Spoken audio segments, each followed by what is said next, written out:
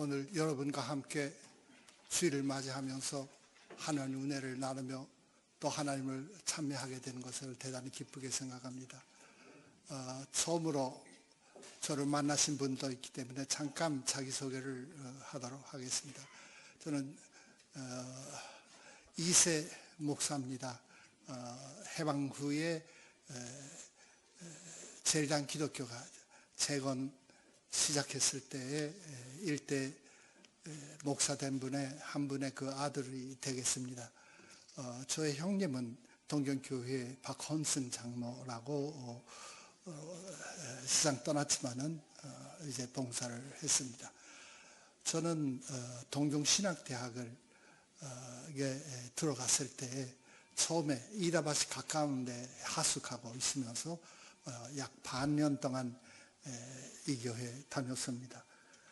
그 다음은 가와사키를 봉사하고 있었는데 이제 그렇게 지내면서 이제 졸업한 다음에 2세기 때문에 우리말 잘 몰라서 반드시 2세 목사 될 사람은 모국에 가서 우리말 배워야 되고 문화도 배워야 되고 여러 가지 교회 사정을 알아야 된다고 해서 이제 가서 연대어학당에서 배우면서 한 약 2년 동안 있었습니다. 그리고 이제 돌아와서 목회를 하기 시작한 것입니다.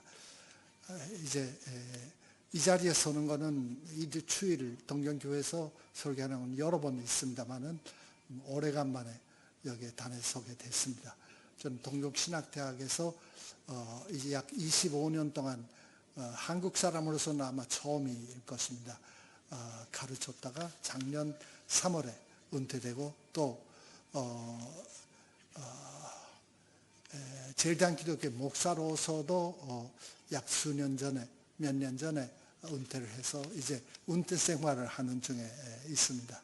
여러분과 함께 말씀 나누게 된 것을 대단히 기쁘게 생각합니다. 그러면서 저는 동경신학대학에 가르치면서 국내 선교사로서 가르치면서 일본의 세타가야쿠에 있는 치토세 후나바시 교회라는 일본 교단의 교회에서 약 15년 동안 목회도 한 적이 있습니다. 그렇기 때문에 약간 제일당 기도에 소속하면서도 조금 거리를 둘 수밖에 없었죠. 막 그러한 가운데서 이와 같이 또한 여러분을 뵙게 되고 또한 하나님을 찬미하게 된 것을 대단히 기쁘게 생각합니다.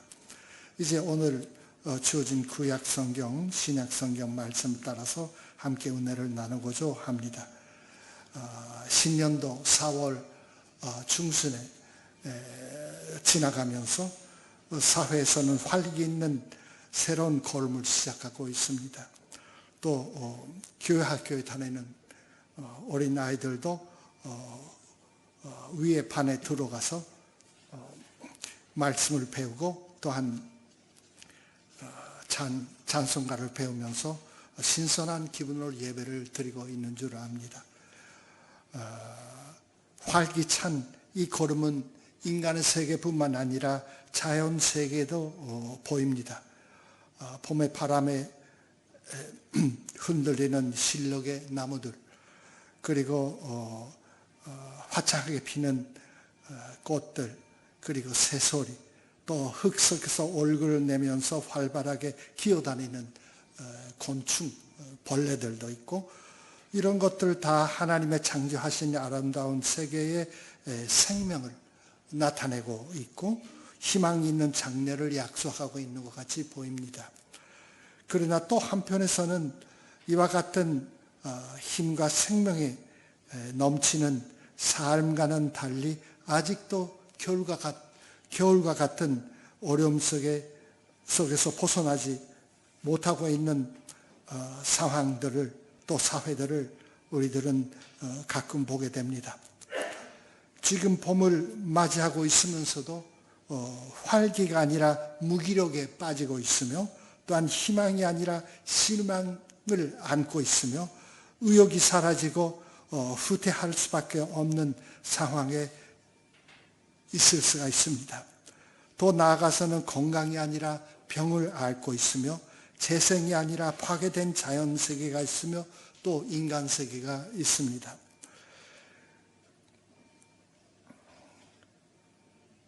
그런데 건강하고 아름다운 자연에 들러서고 있다 할지라도 이와 같은 어려운 경우에 놓여 있는 사람들의 심정으로는 아름다운 봄을 환영하고 찬미하지 못하는 그러한 경우에 놓여 있는 사람도 있습니다.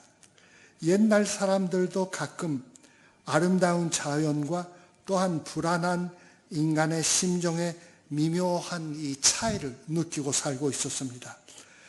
일본의 옛날에 나라 시대의 시인 가운데 한 사람, 오토모노 야카모치라는 사람이 있는데 그분이 만든 유명한 시가 있습니다. 와카죠. 와카의 하나입니다. 일본말로 되어 있기 때문에 우리말 번역이 조금 어색할지도 모르겠습니다. 아늑하게 비치는 봄의 한날에 종달새가 날아다니면서도 내 마음이 슬퍼하고 혼자 생각하고 있으며 하는 그러한 짧은 시입니다. 이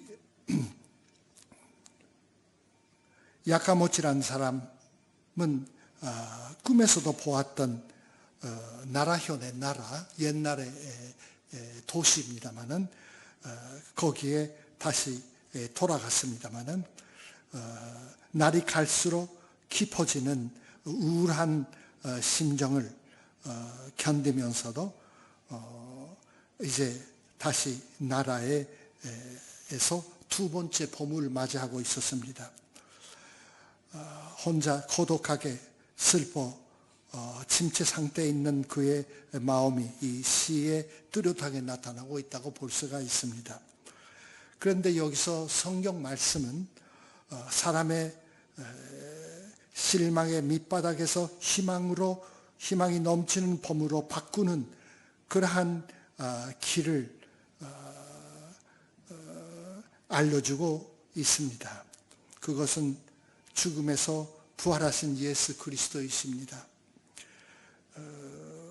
오늘의 신약 성경 말씀은 에마오 도상의 두 제자의 살짝 가까이 와서 같이 걸어가시는 한 분이 있었습니다. 그것은 나중에 보니까 부활하신 예수님이신데 그 이야기가 여기에 나옵니다.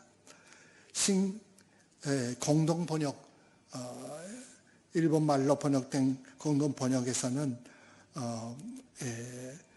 슬픈 빛을 띠고 머물러 서더라 하는 이 말인데 이것은 스크로토로포이라는 헬라어입니다. 이거는 원래는 기분이 좋지 않는 표정으로라고 혹은 슬픈 표정으로라는 그 뜻입니다.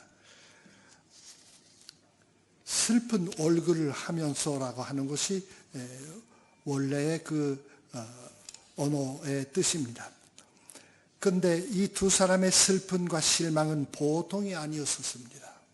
왜냐하면 그들을 포함하는 많은 사람들이 이스라엘을 장차 구원해 주시는 정치적 종교적인 메시아로 희망을 걸고 마음으로 사모하며 또한 사랑했던 나사렛 예수가 며칠 전에 즉 유대교의 소위 2월달 니산이라고 하는데 니산달이 시작되는 이제 6월절 3대 축제 하나인데 6월절에 축하하는 가운데 돌연히 유대교의 지도자들의 손에 붙잡혀서 총독 빌라도의 감독 아래에서 십자가상에서 죽으셨기 때문입니다. 오늘도 이스라엘을 방문하는 사람이라면 누구라도 알고 있습니다. 저는 15년 전에 거기에 봄에 3월에 가서 이제 관광한 적이 있는데 이스라엘 각 들에 꽃피는 아름다운 이 계절에 예수님의 강력한 하나님 나라의 운동에 중단되었고 그것으로 인해서 사람들의 마음에서 희망이 사라졌기 때문입니다. 그렇기 때문에 주님을 따라갔던 제자들의 그 깊은 슬픔과 단식은 말할 수가 없었습니다. 오늘의 성경 말씀 33절을 비춰본다면 이 두 사람은 예수님을 배반한 가룟 유다를 제외한 11 제자들과는 또 다른 제자들이었다는 것을 알 수가 있습니다. 그 중에 한 사람의 이름이 구레오바라는 사람입니다. 성경 가운데는 이 구레오바라는 이 사람의 이름은 한 번만 여기에서만 등장합니다. 이 두 사람은 앞서 11절에서 놀라운 부활의 소식을 알려준 부인들의 이야기를 아직 믿지 못하고 있는 사도들, 13절에 사도들이라고 하는데 아직 믿지 못하고 있었던 사도들 중에 속하는 사람들이었습니다.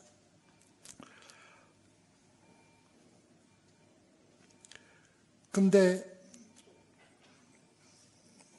부활하신 예수님이 살짝 이 두 사람의 곁에 와서 걸어가시는데 아직 믿지 못하는 마음을 금할 수가 없었던데,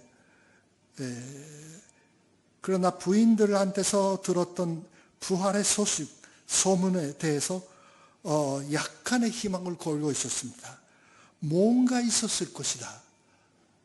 부인들이 그냥 거짓말한 것이 아니라 뭔가 하고 있는데 그런 약간의 희망을, 희미한 기대를 가지면서도 그 이상 그이들의 마음에 확신을 가져다 주는 희망을 가질 수는 아직 없었습니다. 우리는 이 엠마우스상에 예수님과 대화하는 상황을 귀를 기울이면서 또 자세히 읽으면서 약간의 그 심정을 밝혀보려고 합니다. 그런데 이 기록에서 한 가지 짐작되는 것은 이 두 사람이 예루살렘에서 그렇게 멀지 않는 12km 정도 떨어진 엠마오라는 마을 향해서 갔다는 이야기입니다. 아마 거기에 자기 집이 있었을 것입니다. 왜냐하면 29절을 보니까 나중에 예수님에게 숙박하시도록 권면하고 또 그 집에서 같이 식사를 나누었기 때문입니다. 아마 자기 집이었을 것입니다. 근데 도대체 고향으로 돌아가고 자기 집으로 돌아갔다는 이 기사는 무슨 뜻이 있을 것입니까? 그거는 거리라던가 장소의 문제가 아닐 것입니다. 또 누구의 집이었는지 그것도 문제가 되어 있지 않습니다. 오히려 여기에서는 원점으로 돌아갔다는 겁니다. 다 무효로 돌아간다는 허무한 상황을 말하고 있습니다. 모든 소망이 끊기는 예루살렘을 뒤로 하면서 자기 고향으로 돌아갔던, 그리고 이전에 희망을 품은 사람들, 그러면서도 지금은 보잘것없는 모습으로 돌아간 예수님의 제자들의 모습을 나타내는 것이 자기 고향으로 엠마오로 돌아갔다는 그 말 속에 포함되고 있습니다. 큰 희망을 걸고 있었지만은 이제 그 희망이 단절되고만 실망의 사람들이 희망이 없이 하루의 여행길을 천천히 걸어갑니다. 더 나아가서 이 두 사람의 심정이 어떤 것이었을까요? 예수님을 따라가는 제자들이었다는 것을 다시 말하고 싶지도 않고, 사람들이 이 두 사람이 예수님의 제자였다는 것을 말해주기를, 그런 이야기를 듣기도 싫은 그러한 심정이었을까요? 예수님과 관계했다는 기억이 뇌에서, 머릿속에서 떠나도록 생각하며 고향으로 돌아갔을까요? 아마 그렇지 않을 것입니다. 이 두 제자는 자기들에게 실망을 가져다 준 예수님을 잊어버리고 싶은 것이 아닐 것입니다. 결코 잊어버릴 수 없기 때문에 당하는 이 실망입니다. 그렇기 때문에 이 슬픔과 실망은 더 깊은 것입니다. 쉽게 말하면 미련이 있는 거죠. 그이들의 생각은 아마 이럴 것입니다. 예수님에 대한 우리들의 신앙과 기대는 옳은 것이었다. 아니, 저분은 올바른 사람이었었다. 사람들에게 올바르게 가르치고 전국에 대해서 가르치면서 병을 고치시고 또한 하나님의 지배하심에 우리들을 초대해 주셨다. 그런데도 불구하고 또 제사장과 상헤드린의 의원들이 비겁한 방법으로 저분을 붙잡고 사형하기 위해서 이끌어가고 헬롯 빌라도의 앞에 끌려가면서 십자가에 달려 박아 죽인 것이다. 그걸로 인해서 우리들은 아니 마음에 기대했던 사람들의 마음이 뿌리로부터 좌절되고 말았던 것이죠. 그이들은 하나님 앞에서 그이들이라는 것은 이 제사장과 상흐들의 의원들인데 이 사람이야 벌 받아야 할 것이다 라고 구레오바는 화를 내면서 아마 말 없이 살짝 곁에 와서 걸어가시는 그분에게 보호하고 있는 것이 19절에서 21절까지의 말씀입니다. 아직 누구인지도 모릅니다. 그러한 사람입니다. 그런데 아마도 더 심각한 의심이나 유혹이 그들의 마음을 사로잡고 있었을 것입니다. 그것은 하나님은 사랑하는 독생자가 죽으시고 장사되어 것 사실은 보고 있으면서도 왜 그만 보셨을까? 발을 꽉 움켜쥐고 움직이지도 아니하셨을까? 하나님은 과연 살아 계실 것인가? 아니, 혹시 하나님은 죄악이 가득 찬 우리들의 세계와 또 사회를 고와 같이 버려두시고 독생자를 자기 품 안으로 올리신 게 아닐까? 막 이런 생각을 가졌을 것입니다. 저 두 제자는 하나님과의 고통스러운 대화 가운데서 점점 낙심해지고 자기 자신과 수액에 대해서 실망하고 허무하게 시골길을 걸어가고 있었을 것입니다.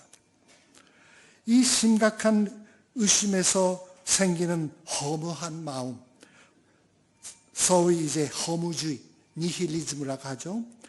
허무주의가 그들의 마음을 지배하고 있었을 것입니다.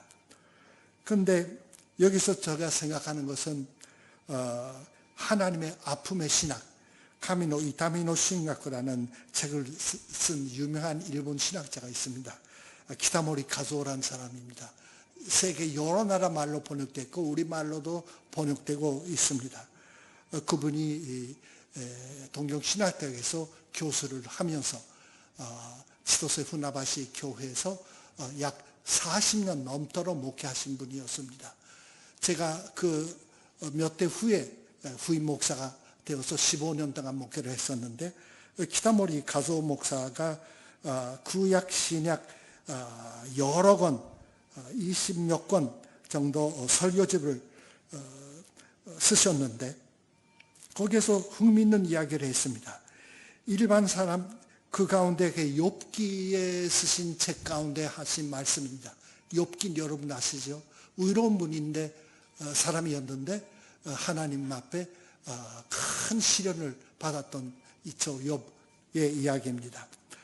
근데 말하기는 키타모리 목사가 말하기는 일반 사람들이 품는 이 니힐리즘, 허무는 하나님이 없는 니힐리즘이다. 하나님이 없는 허무주의다. 이렇게 말한다면 그럴 경우에는 하나님이 등장함으로써 해결의 실마리를 볼 수 있을 것입니다.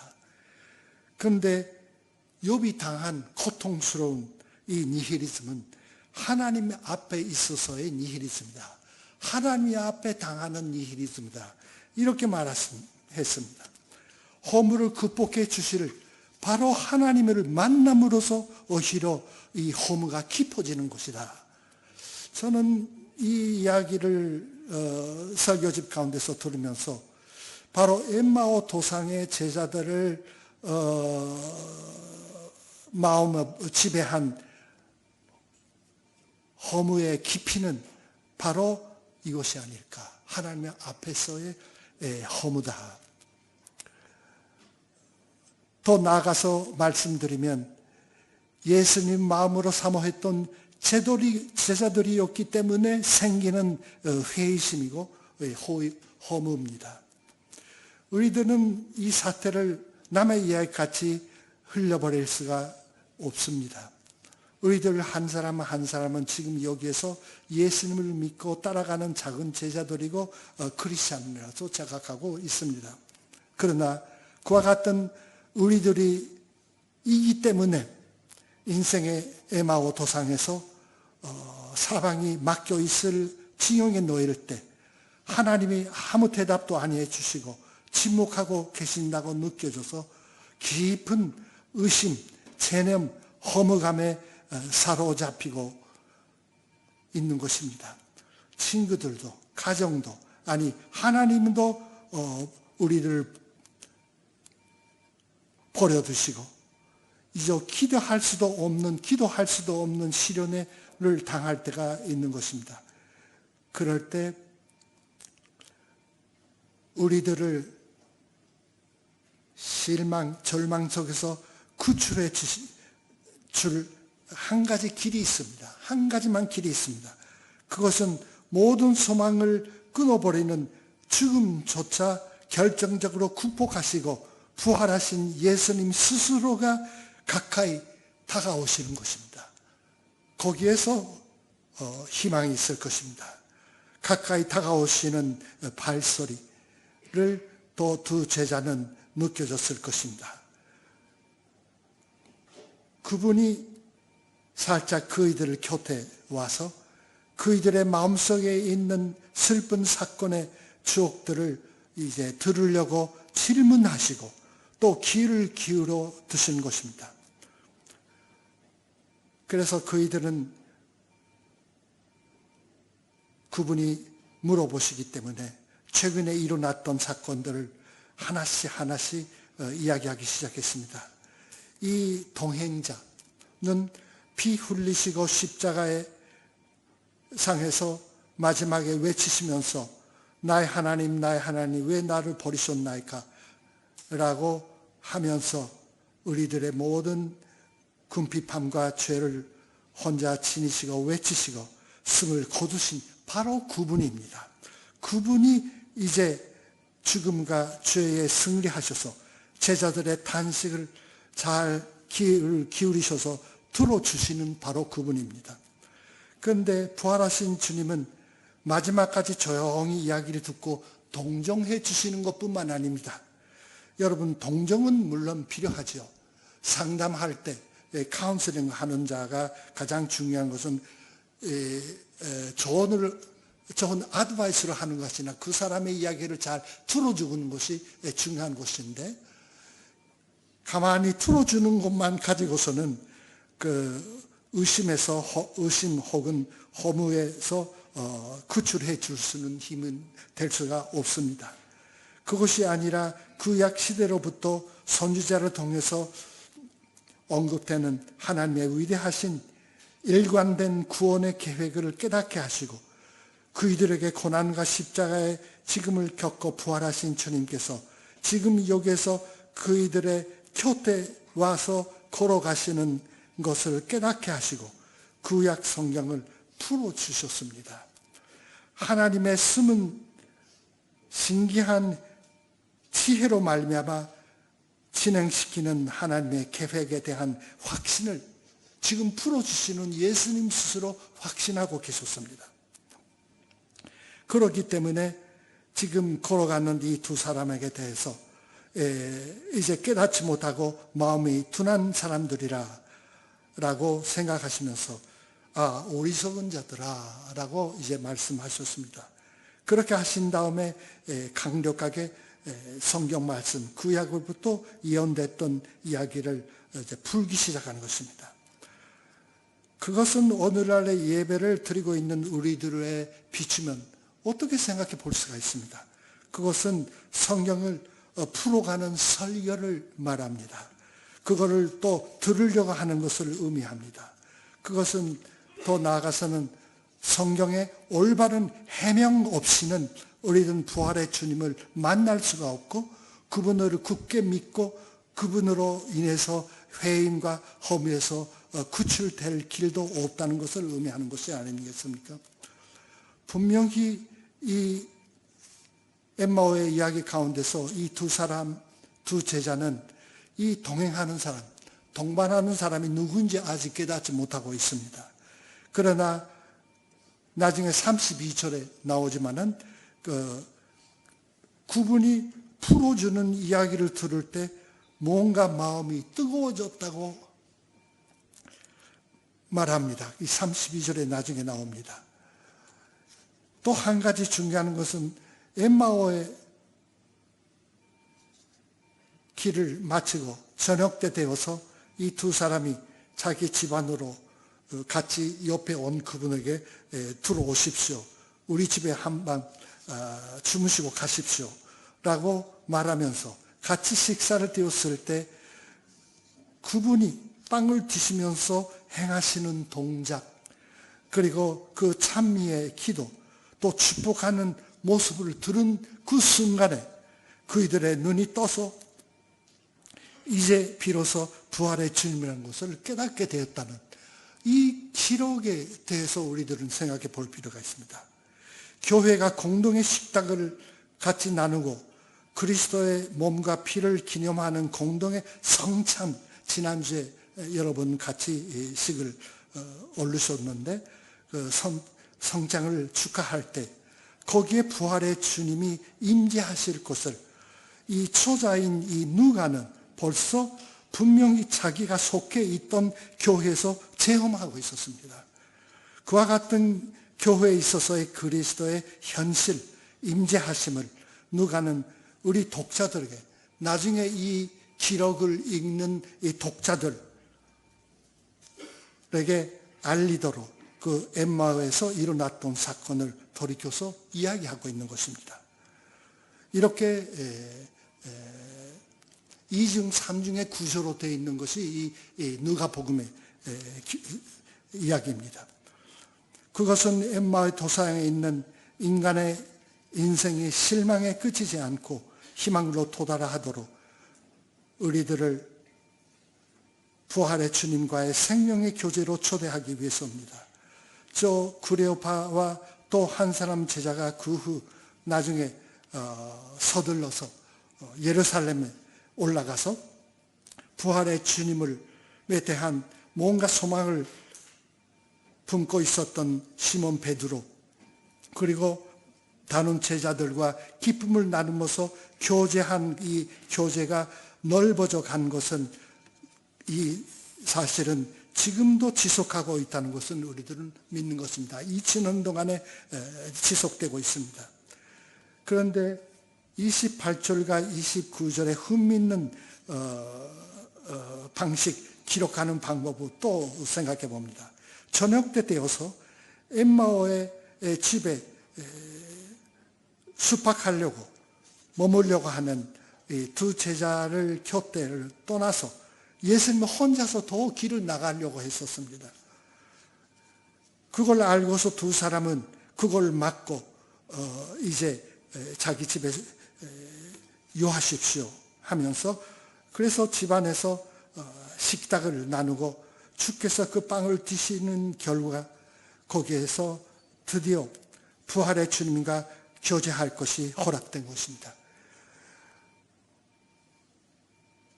모든 일 제쳐놓고 먼저 부활하신 주님과 함께 사는 것을 원하는 저자 누가의 강한 그 생각이 이 기록 가운데서 우리가 볼 수 있고 그것이 반영되고 있는 것입니다.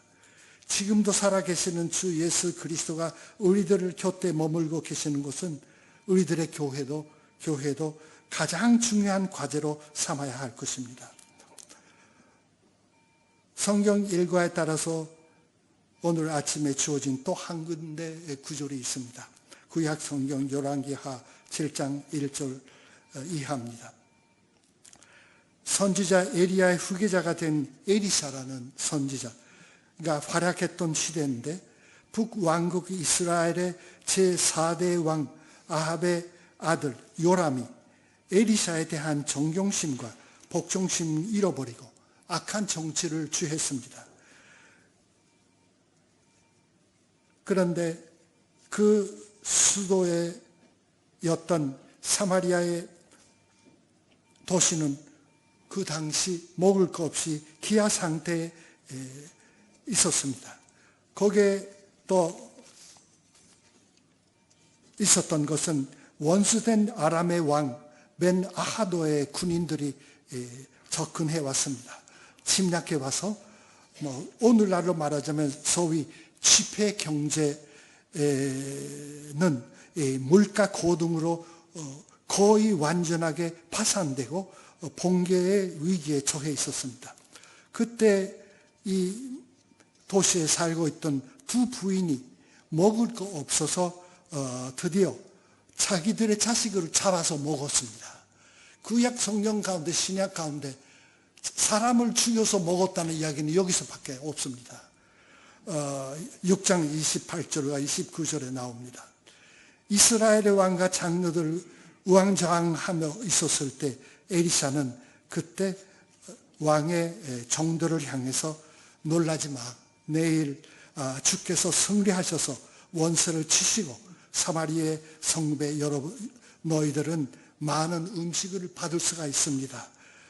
밀가루 그리고 큰 밀가루 그것들을 마음대로 얻을 수가 있을 것이라 라고 소위 오늘날 말이면 물가 상황이 역전하는 것을 예언한 거죠. 그러나 그것을 의심하고 도무지 믿지 못하는 부하는 나중에 예언대로 또 사람들에게 짓밟혀서 죽고 말았습니다. 왕도 같이 믿지 않아서 당황하기만 했습니다. 아람의 진영에 있었던 이 기적적인 역정적인 승리의 소식을 먼저 알고 그거를 믿고 왕가에게 보고한 첫 번째 사람이 누구였을까요? 그것은 무엇보다도 이스라엘 사회에서 소외되었던 무거운 피부병의 사람들, 소위 이제 나병이라고 하는 사람들 4명이었었습니다. 그것 이어서 용기를 내어서 아람의 진영에 가서 말했던 민중들이었습니다. 결코 왕가가 아니었습니다. 말하자면 이 역사 이야기는 왕가의 역사가 아니라 서민의 역사, 오늘날 우리말로 하면 민중의 역사라고 볼 수가 있습니다. 이 에리샤 예언을 기록한 구약 성경 구절은 오늘 아침에 우리에게 주어진 엠마오 도상의 기사하고 무슨 관계가 있겠습니까? 두 가지 붙어서 이야기하고 있습니다.